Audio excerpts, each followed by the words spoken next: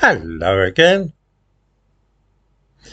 Never has a Prime Minister in this country become so unpopular so quickly after his being elected as Keir Starmer. Of course, one expects a new Prime Minister to be unpopular with the opposition. That is in the nature of things. This time, though, the man's own party are staring in horror at the policies which are being enacted with dizzying speed.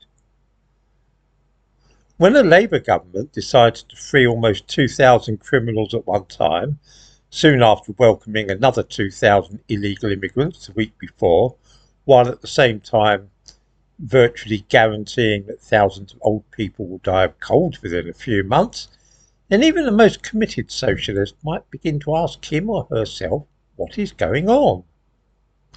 This is just what Labour MPs are doing, of course, and many of them are staring open-mouthed at what their new government is up to. One gets the distinct impression that they are perplexed at what is happening. Of course, an awful lot of ordinary people, Labour voters included, are also aghast at what they are seeing.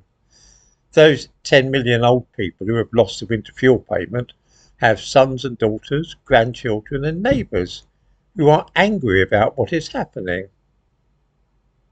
The question is, of course, is there any conceivable way of removing Keir Starmer by constitutional means before his term of office ends in 5 years' time? The first thing which needs to be borne in mind is that nothing that anybody outside the Labour Party does is likely to have the slightest effect. When a Prime Minister has such a big majority, then it will not make any difference what opposition parties say or do.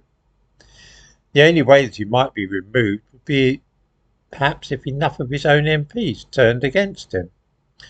Obviously, if he lost a vote of confidence in Parliament, he might be forced to call an election, or if enough of his backbenchers showed that they wanted a new leader, then he might resign, as Margaret Thatcher did.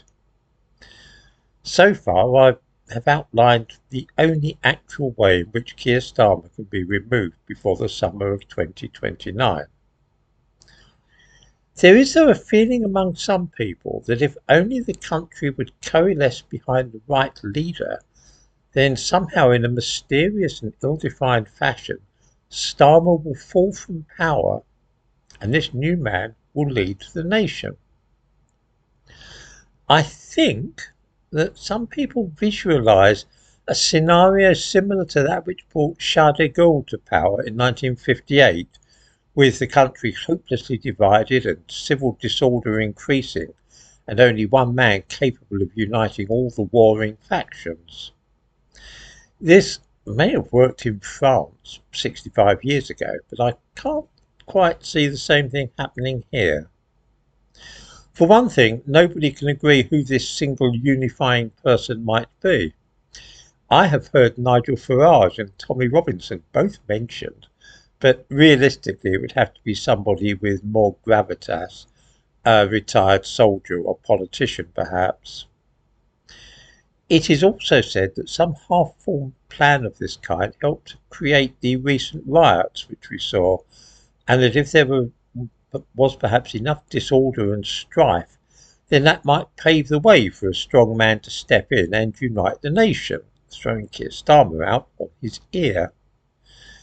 I'm not, by the way, suggesting that some sinister conspiracy exists, rather that many people are furiously angry at the Prime Minister, and some of them may well be on the lookout for extrajudicial means to make life that much harder for him, with a view to getting him to leave office before his 5 years are up.